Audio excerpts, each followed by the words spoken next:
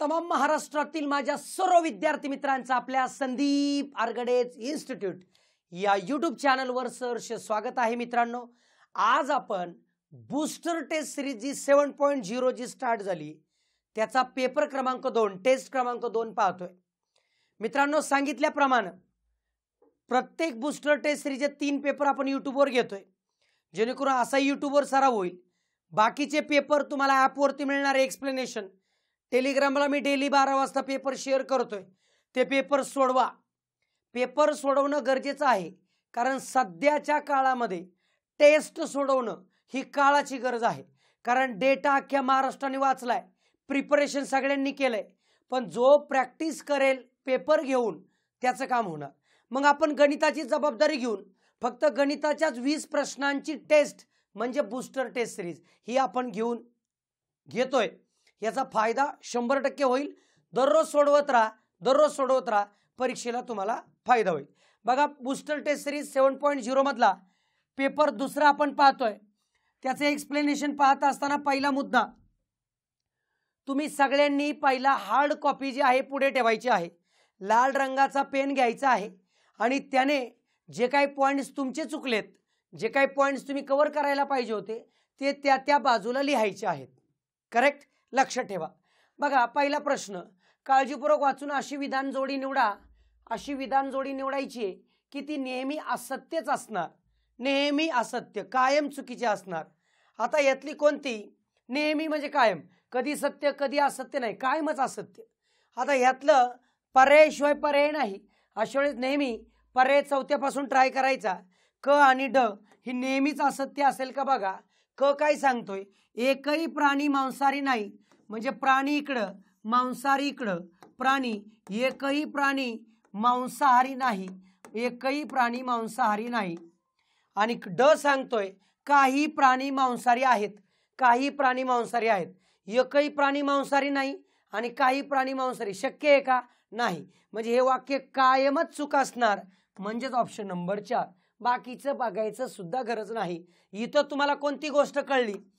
ज्या वेळेस पर्यायाशिवाय पर्याय नाही, ज्या वेळेस पर्यायाशिवाय पर्याय नाही, अशा वेळेस पर्याय वापरताना चौथ्यापासून ट्राय करायचा, लवकर उत्तर येतं हे लक्षात ठेवायचं. बघा, दुसरा प्रश्न जाणून बुजून मी इथं टाकला होता. प्रश्न असा होता की मिसिंग टर्म, प्रश्नचिन्हाच्या जागी कोणती संख्या येईल ती ओळखा. साहजिकच असे जे प्रश्न असतात, तुमच्यापैकी काहींना लगेच उत्तर क्लिक झालं असेल, किंवा काहींना अजूनही क्लिक नसेल झालं, अजून मी सांगितल्यानंतर क्लिक होईल, किंवा काही जण असे आहेत त्यांना पटकन बघता क्षणी क्लिक झाला असेल. शेवटी हा प्रश्न जो आहे तो इगो हर्ट करणारा प्रश्न असतो, म्हणून असे प्रश्न सोडवताना मॅक्स 1 मिनिट वेळ घ्यायचा. सुटला तर लगेच, नाहीतर असे प्रश्न रूमवरती आल्यावर सुटतात, लक्षात ठेवायचं. त्यामुळे या प्रश्नांना वाहून जायचं नाही, ही गोष्ट फक्त लक्षात ठेवा. ह्याचं लॉजिक काय आहे? तो लॉजिक आहे, ह्या बाजूच्या अंकांची बेरीज करा 12, त्याला गुणिले 4 करा, 12 चौक 48. ह्या बाजूच्या अंकांची बेरीज करा 15, 15 पाची 75. मग इथं 4 ने गुणलं, इथं 5 ने गुणलं. इथं यांची बेरीज करा 18, 18 सख 108. करेक्ट. आता बघा, यांचा बेरीज करायची 3 आणि 2 5, 5 आणि 6 11 गुणिले 7, 11 साती 77 आकडा येणार. ऑप्शन नंबर 1 बरोबर. साईडच्या अंकांची बेरीज करा, बरोबर, त्याला 4 ने गुणा, 5 ने गुणा, 6 ने गुणा, 7 ने गुणा. ऑप्शन नंबर 1 बरोबर. बघा, पुढचा प्रश्न भूमितीचा प्रश्न घेतला होता मी. खालीलपैकी आकृतीत बीडी बरोबर 8 वर्गमुळात 2 आहे, तर रेखांकित भागाचे क्षेत्रफळ काय? हा जो शेडेड पोर्शन दिसतोय त्याचं क्षेत्रफळ काढायचे. तुम्हाला हा बीडी दिलेला आहे. बीडी मित्रांनो तुम्हाला बघून कळला पाहिजे. हा जो दिसतोय हा चौरस आहे. चौरसाचा कर्ण दिलाय. मला चौरसाची बाजू काढायची, म्हणजे साइड ऑफ स्क्वेअर. चौरसाची बाजू ही चौरसाची बाजू नेहमी लक्षात ठेवा, ही 1/वर्गमुळात 2 गुणिले कर्ण असते, लक्षात ठेवायचं. बीडी हा कर्ण आहे जो आपल्याला दिलाय 1/वर्गमुळात 2. कर्णाची किंमत दिली आहे बाबांनो 8 वर्गमुळात 2, म्हणजेच वर्गमुळात 2 वर्गमुळात 2 गेलं म्हणजे बाजू आली 8. आता चौरसाच्या ह्या शेडेड पोर्शनचा जर आपल्याला एरिया काढायचा असेल तर चौरसाच्या क्षेत्रफळामधून हे चतकोर सर्कल चतकोर सर्कल चतकोर सर्कल चतकोर सर्कल म्हणजे पूर्ण सर्कल, म्हणजे आपण असं म्हणेल त्याला की रेखांकित भागाचे क्षेत्रफळ बरोबर रेखांकित भागाचे क्षेत्रफळ बरोबर काय येईल चौरसाचे क्षेत्रफळ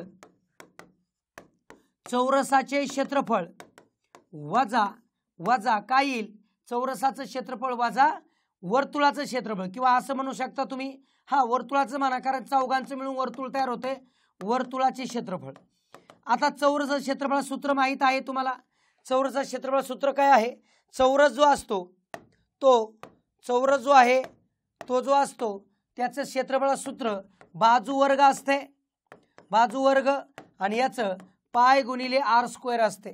मग बाजू वर्ग म्हणजे बाजू 8 आलेली आहे, 64 वजा पाय तसाच आर स्क्वेअर म्हणजे हे तुम्हाला माहिती आहे टोटल 8 आहे, म्हणजे हे 4 होणार, हे 4 हे 4 हे 4 हे 4 हे 4 हे 4 हे 4. लक्षात ठेवा बरोबर की नाही.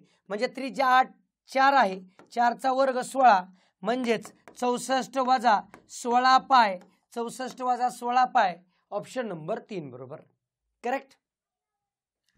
बघा पुढचा प्रश्न काय आहे बघा. 5 मजले असलेली एक इमारत आहे, प्रत्येक मजल्यावर एक व्यक्ती राहतो. 5 मजले आहे, प्रत्येक मजल्यावर एक व्यक्ती राहतो. मजल्यांची संख्या खालून वर दिलेली आहे, खालून वर 1 2 3 4 5 हे 5 1 2 3 4 5 मजल्यांची संख्या दिली. ए हा ई च्या लगेच वरच्या बाजूला आहे, ए हा ई च्या लगेच वर, बर ई च्या लगेच वर. बी हा डी च्या वर राहत नाही, बी हा डी च्या वर नाही म्हणजे डी च्या खालीच असणार, कुठे माहित नाही. सी हा डी आणि बी च्या मध्ये बसलाय, सी मध्ये कोणाच्या बी आणि डी च्या, पण बी हा वर नाही म्हणजे डी कन्फर्म वर येणार, खाली येणार, मध्ये येणार सी, इथे येणार बी. म्हणजे तुम्हाला ही गोष्ट कळली, हे 3चं स्ट्रक्चर फिक्स आहे, हे 2चं स्ट्रक्चर फिक्स आहे. आता वाक्य पहा, डी सर्वात वरच्या मजल्यावर राहत नसेल. आता हे तिघं जर वर घेतले तर डी वरच्या मजल्यावर येईल, म्हणजे याचा अर्थ इथे येणार. म्हणजे हेच कसं होते बघा, ए ई डी सी बी अशीच रचना येईल. मग काय विचारले, तिसऱ्या मजल्यावर कोण राहतो? डी, ऑप्शन नंबर 1 बरोबर करेक्ट. चला पुढचा प्रश्न बघा, कोड्याचा स्वरूपाचा प्रश्न विचारला होता मी. शेजारील आकृतीत मार्गाने एस पासून पी पर्यंत जाताना किती वेळा डाव्या बाजूला काटकोनात वळावे लागेल.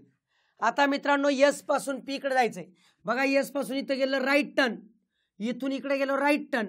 आता इथं बघा, इथं खाली तोंड आहे, खाली तोंड आहे म्हणजे लेफ्ट टर्न, हा झाला पहिला. इथं पण लेफ्ट टर्न, हा झाला दुसरा. इथं राईट आहे, इथं राईट आहे, इथं राईट आहे. आता इथं बघा लेफ्ट टर्न तिसरा, इथं पहा लेफ्ट टर्न चौथा, इथे पहा लेफ्ट टर्न पाचवा, इथे पहा लेफ्ट टर्न 6वा. म्हणजे कोणता येतोय बघा, 1 2 3 4 5 6, 6 वेळा डावीकडे वळावं लागतंय, ऑप्शन नंबर 2 बरोबर. बघा पुढचा प्रश्न, हे नेहमी मी म्हणतो बेसिक जे आहे ना, बेसिक अंकगणिताचं हे आपलं क्लिअर पाहिजे. अंकांच्या वरती आयोग आता यायला लागलाय, तर अंकांचा खेळ लक्षात ठेवा. एकूण 400 संख्या लिहायची आहे, तर त्याच्यामध्ये 3 हा अंक एकदाच येतो, अशा संख्या किती? लक्षात ठेवा, 1 ते 100 पर्यंत 3 अंक एकदाच येणाऱ्या संख्या 18. 101 ते 200 पर्यंत हा सुद्धा 100चा ग्रुप आहे, इथं सुद्धा 18. 201 ते 300 शेवटी 3 असल्यामुळं हे 19 येते. आणि 301 पासून ते 400 पर्यंत हा टोटल 3चा तालुकाच आहे, म्हणजे टोटल 100 मधून 20 जातात, म्हणजे 80 संख्या लक्षात ठेवा. म्हणजे हे बेसिक आपलं जे बेसिकचं पुस्तक आहे, क्लास असेल किंवा आपलं हस्तलिखित पुस्तक असेल, ह्याच्यामध्ये सगळ्या नोट जे आहे क्लासमध्ये त्या मग बघून घ्या. 1 ते 100 पर्यंत काय, 1 ते 1000 पर्यंत काय, कारण आयोग इकडे चालला हे 100% लक्षात ठेवा. मग यांची बेरीज करा, 8 आणि 8 16, 16 9 किती झाले 25, 25 5 हातचा आला 2, 10 आणि 3 13, म्हणजे 135, 135 म्हणजे ऑप्शन नंबर 4 बरोबर. हे फॅक्च्युअल डेटा आहे जो टेबलच्या स्वरूपात पुस्तकात आहे. जवळ तुमच्याकडे कोणाचा आपल्या बॅच जॉईन केलेला एखादा विद्यार्थी मित्र असेल तर त्याच्या पहिला टॉपिक उजळणीचा टॉपिक आहे, त्याच्यामध्ये सगळी माहिती आहे. तुम्ही जर बॅचला केली असेल तर नो डाऊट मग क्लिअरच असेल. बघा पुढचा प्रश्न. 4 घंटा अनुक्रमे 5, 9, 12, 15 मिनिटांनी वाजतात. 4ही घंटा दुपारी 1 वाजता एकदम वाजल्या होत्या तर त्यानंतर पहिल्यांदा 4ही घंटा कधी वाजतील. आता 4 घंटा आहे, एकत्र वाजायचे म्हणजे सगळ्यांचा लसावी काढावा लागेल. 12, 15 सगळ्यांचा लसावी कितीने भाग जाईल बघा. 5 ने जाईल, 5 एके 5, 9 तासात 12 तासात 5 त्रिक 15. आता 3 ने जाईल 1 तासात 3 त्रिक 9, 3 चौक 12, 3 एके 3. आता जाईल का नाही. मग या सगळ्यांचा गुणाकार म्हणजेच माझा लसावी असतो. 5 त्रिक 15, 15 त्रिक 45, 45 चौक 180. 180 काय मिनिटे, 180 मिनिटं म्हणजे 3 तास. 3 तासाने पुन्हा एकत्र येतील. कोणाच्या पुढे? 1च्या पुढे 3 म्हणजे दुपारी किती वाजतील तर 4 वाजतील. ऑप्शन नंबर 1 बरोबर. लसावी लक्षात ठेवा. ह्या पद्धतीचे प्रश्न कधीच चुकले नाही पाहिजे याची काळजी घ्यायची. बघा पुढचा जो प्रश्न आहे सरळ रूप द्या. सूत्रांचा वापर असणार a into a b into b. हे कशाच तरी त्यांचाच गुणाकार आहे बघा. 2 गुणिले ए गुणिले बीच असणार. या 8चाच अर्थ मी 2 गुणिले 2.1 घेतो, परत 2 गुणिले 7.2 घेतो. मित्रांनो असं का केलं? 8च्या जागी 2 2 2 असं का केलं? यांचा गुणाकार केला तर 4.2 येतो, यांचा गुणाकार 14.4 येतो. म्हणजे तुम्हाला लक्षात आलं पाहिजे हे म्हणजेच काय आहे तर तुम्हाला लक्षात येईल a square minus twice a b plus b square. याचा अर्थ ए मायनस बी ब्रॅकेटचा स्क्वेअर असतो. याचा अर्थ बघा इथं ए म्हणजे 14.4 मायनस दुसरा कोण आहे 4.2 कंसाचा वर्ग छेद 14.4 वजा 4.2. आता यांचं तुम्हाला माहिती आहे हाच वर्ग आहे म्हणजे हाच कंस 2 वेळा लिहिणार म्हणजे 14.4 वजा 4.2. दुसऱ्या कंसामध्ये 14.4 वजा 4.2 छेदाच्या ठिकाणी 14.4 वजा 4.2 हा कंस गेला. यांची वजाबाकी 14.4 छेद 4.2 10.2 उत्तर आलं. ऑप्शन नंबर 2 बरोबर. सूत्रांचा वापर करणे हे सूत्र इथे अप्लाय होतंय हे लक्षात आलं पाहिजे. बघा पुढचा प्रश्न. ताशी 80 किलोमीटर वेगाने जाणारी एक गाडी ठराविक अंतर जेवढ्या वेळात कापते तेवढेच अंतर कापण्यासाठी ताशी 60 किलोमीटर वेगाने जाणारी आगगाडी किती वेळ जास्त घेते तर 1 तास जास्त घेते, उशिरा पोहोचते. म्हणजे पहिल्यांदा जी गाडी 80च्या स्पीडने जात होती ती ठीक आहे, किती वेळ घेते माहीत नाही, पण 60 किलोमीटर पर आवरच्या वेगाने जाणारी गाडी ही 1 तास उशिरा पोहोचते. म्हणजे लवकर पोहोचणे उशिरा पोहोचणे. लक्षात ठेवा याच्यातली ट्रिक सिंपल. वेळेतील फरक दोघातला म्हणजेच अंतर जे काढायचंय अंतर त्याला एक्स म्हणतो, डिवाइड बाय लहान वेग जो आहे दोघातला तो घ्या लहान वेग. ज्या व्हरायटीचा क्वेश्चन आपल्या टेस्टमध्ये होतोय तो कधीच चुकला नाही पाहिजे याची जबाबदारी घ्यायची. बस बाकी सगळं माझ्यावर सोडवा. आता बघा अंतर एक्स आहे, लहान वेग किती आहे दोघांपैकी 60 आहे, मायनस एक्स छेद मोठा वेग किती 80. वेळेतील फरक 1 आहे, तासामध्येच पाहिजे. ह्या दोघांची वजाबाकी वरती क्रॉस मल्टिप्लिकेशन कळेल तुम्हाला. 80x वजा 60x छेद 60 गुणिले 80 करेक्ट. मग काय होते बघा वरच्यांची वजाबाकी 20 येईल. 60 गुणिले 80 बरोबर 20x. 20 त्रिक 80 8 त्रिक 24 म्हणजे 240. म्हणजे अंतर किती आलं 240. ऑप्शन नंबर 3 बरोबर. तुम्हाला अशा टाईपचा प्रश्न दिसला उशिरा पोहोचणे लवकर पोहोचणे तर ही ट्रिक लक्षात ठेवा आणि इथं अंतर काढायचं असेल तरच वापर करता येतो. जर तुम्हाला वेग काढायला सांगितला तर डायरेक्ट बाय ऑप्शनचा वापर करायचा. सिंपल लक्षात ठेवा. बघा मित्रांनो पुढचा प्रश्न मी पण भूमितीचा घेतला होता. एका कारच्या चाकाचा व्यास 1.4 मीटर आहे तर 176 किलोमीटर अंतर पार करण्यासाठी त्या कारच्या चाकाचे किती फेरे होतील. बरोबर ठीक आहे. आता विचार करा चाकाचा एक फेरा म्हणजे मित्रांनो लक्षात ठेवा, चाकाचा परिघ असतो. काय असतो? चाकाचा परिघ. चाकाचा एक फेरा म्हणजे चाकाचा परिघ. परिघ सूत्र सर्कम्फरन्स काढण्याचं पायडी म्हणजे 22/7 गुणिले डायमीटर 1.4, 7 दुने 14 0.2, 22 गुणिले 0.2 म्हणजे 4.4 मीटर. म्हणजे हा काय आला? चाकाचा व्यास, परिघ आला, एक फेरा आला. एक फेऱ्याची किंमत 4.4 मीटर आहे. एकूण किती फेरे लागतील बाबा?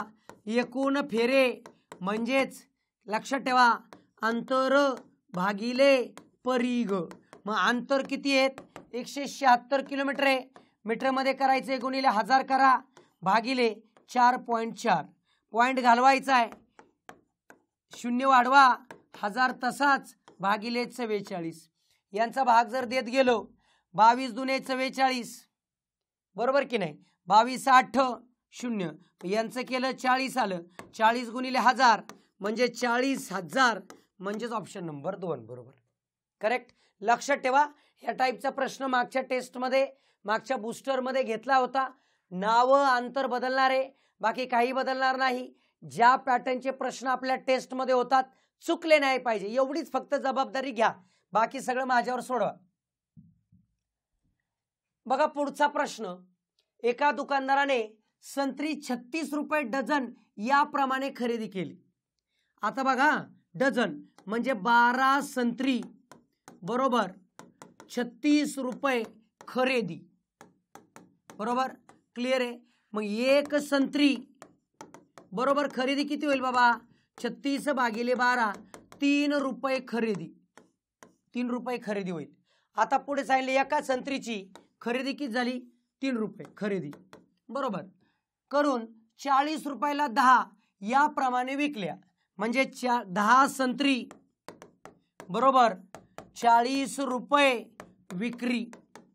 म्हणजेच तुम्हाला कळेल एक संत्री बरोबर 40 भागिले 10 म्हणजे 4 रुपये विक्री. म्हणजे तुम्हाला कळलं संत्री आणतोय मी 3 रुपयाला, विकतोय 4 रुपयाला, म्हणजे 1 रुपया प्रॉफिट कमवतोय. शेकडा काढायचे, गुणिले 100, 100 भागिले 3 म्हणजे 33.1/3% एवढा प्रॉफिट होतोय. म्हणजेच ऑप्शन नंबर 1 बरोबर. करेक्ट. बघा मित्रांनो पुढचा प्रश्न. मालिकेत चुकीचे पद ओळखायचे. चुकीचं, रॉंग वन शोधायचं. यांच्यापैकी कोणीतरी चुकीचं आहे. मी नेहमी सांगत आलोय अंक मालिकेच्या बाबतीत आयोगाला काय आवडतं? तर आयोगाला आवडतंय काय? वर्ग आणि घन.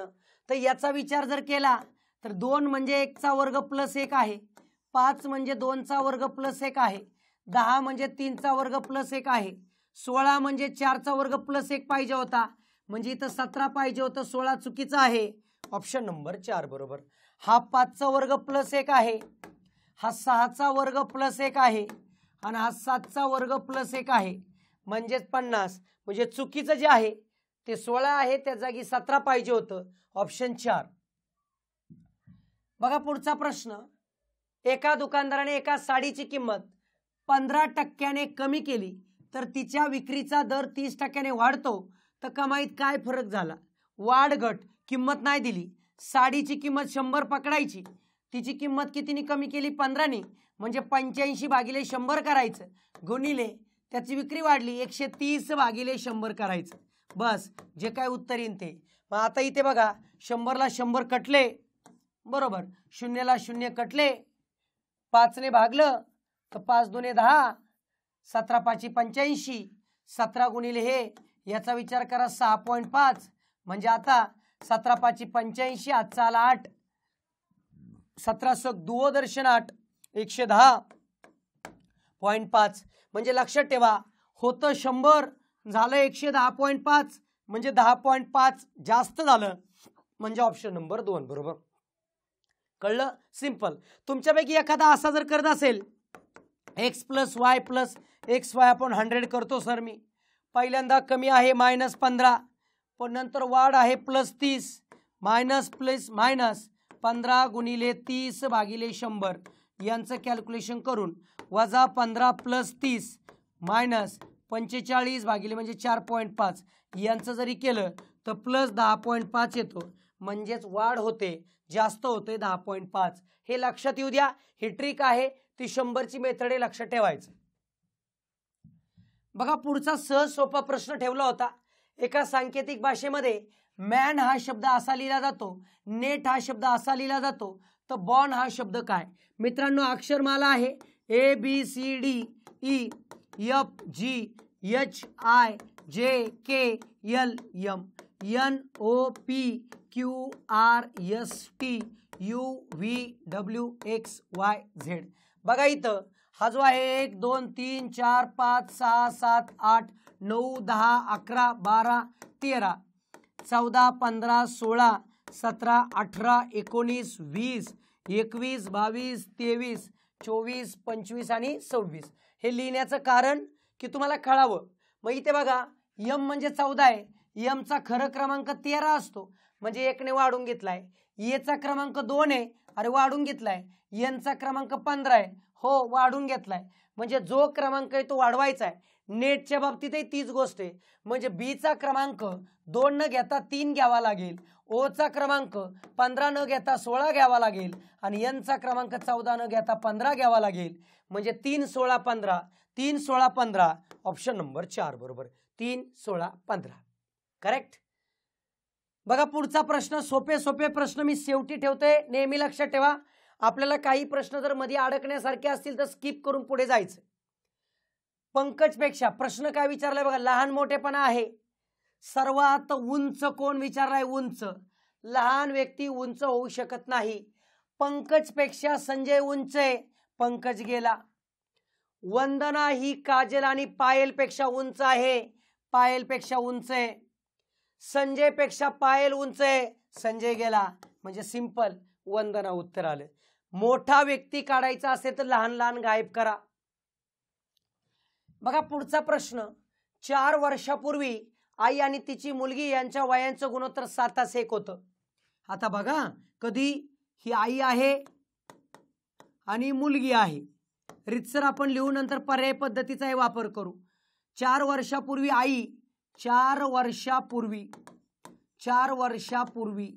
आई 7x होती, मुलगी x होती. आजचा विचार करा, आजचा.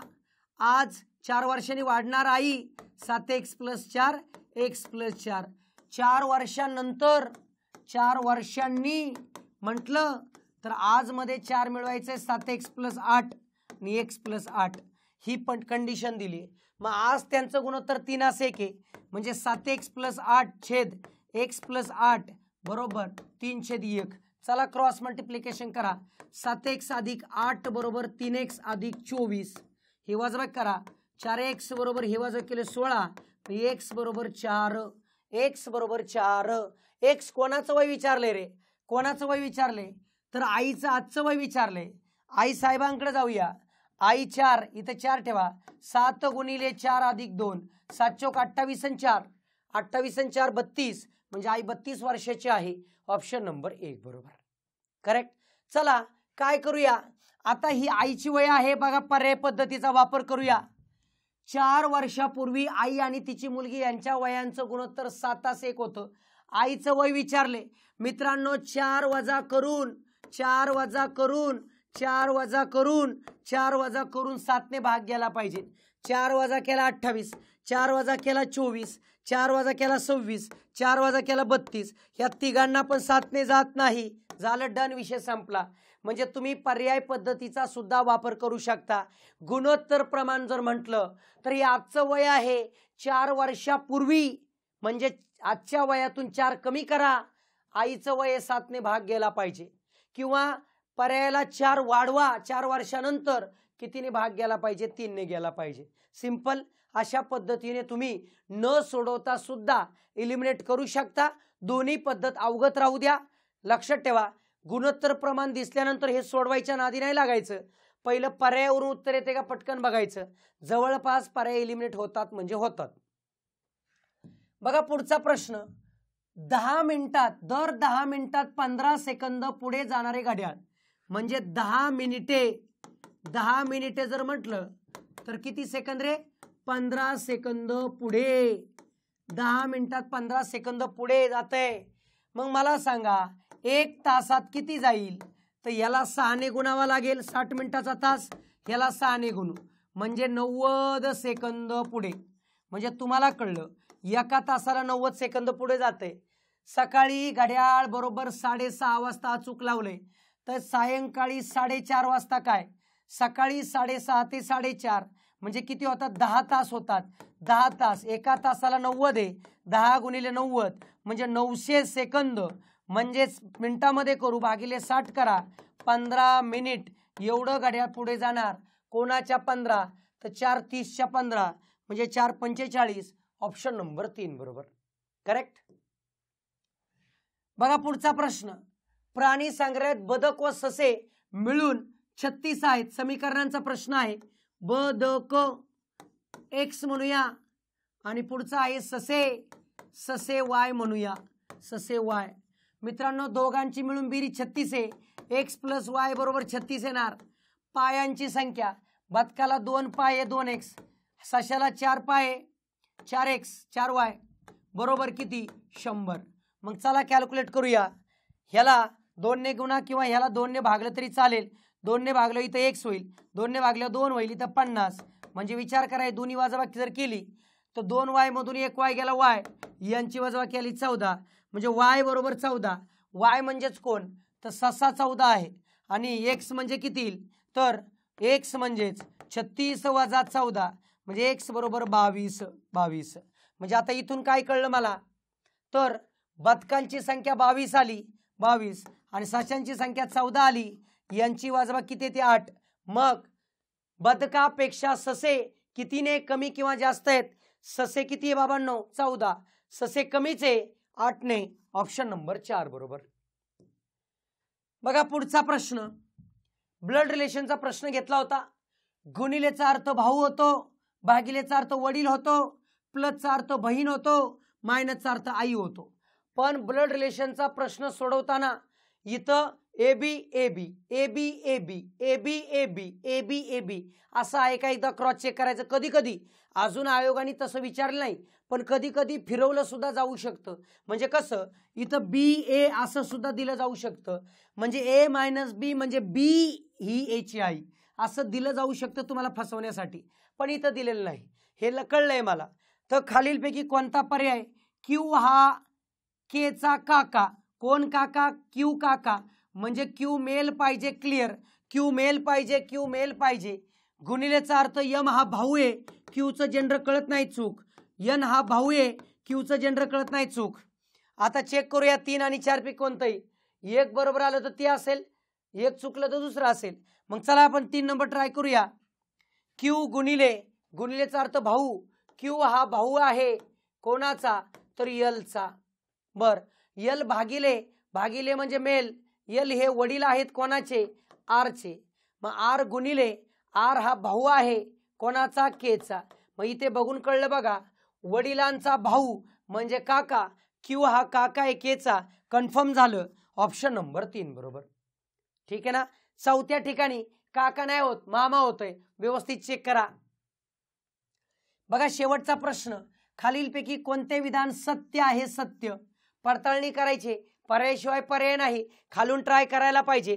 2 विषम संख्यांच्या वर्गांची बेरीज सम येते. चला विषम संख्या विचार करू. 1 चा वर्ग 3 चा वर्ग 1 अधिक 9 समच येते 10 बरोबर आहे. अजून ट्राय करायला पाहिजे. 3 चा वर्ग अधिक 5 चा वर्ग 9 अधिक 25 यांची बेरीज केली 36 समच येते. ओके. अजून एक ट्राय करू. 5 चा वर्ग 7 चा वर्ग 5 चा वर्ग 25 7 चा वर्ग 49 यांची बेरीज केली 74 समच येते. म्हणजे बरोबर आहे. निश्चितपणे सत्य. ऑप्शन नंबर 4 हे आपल्या लक्षात येऊन गेलं. करेक्ट आहे मित्रांनो. लक्षात ठेवा, दररोज प्रॅक्टिस करत राहा. तुम्हाला बेसिक बॅच लागली आपल्या ॲपवरती आहे. संदीप आरगडे इन्स्टिट्यूट नावाचं ॲप डाउनलोड करायचं, मिळून जाईल. PYQ बॅच आहे, बूस्टर टेस्ट सिरीज आहे. बाकीच्या कोणत्याही सरळ सेवेचा अभ्यास करत असाल, तलाठी, पोलीस भरती, शिक्षक भरती, TET, टेट सगळ्या स्पेशल बॅचेस MPSC UPSC सगळ्या आपल्या संदीप आरगडे इन्स्टिट्यूट ॲपवरती उपलब्ध आहे. तुम्हाला जे वाटेल ती, जी तुम्ही कमी पडताय, इवन फास्ट ट्रॅक, 1 डे सगळे बॅचेस आहेत. जे वाटेल ते तुम्हाला जॉईन करा. काही गरज लागली स्क्रीनवरती नंबर दिलेत, बिंदास वापर करायचा आणि आपला प्रॉब्लेम सॉल्व्ह करून घ्यायचा. ठीक आहे, थांबूया मग, भेटूया पुढील टेस्टमध्ये. धन्यवाद.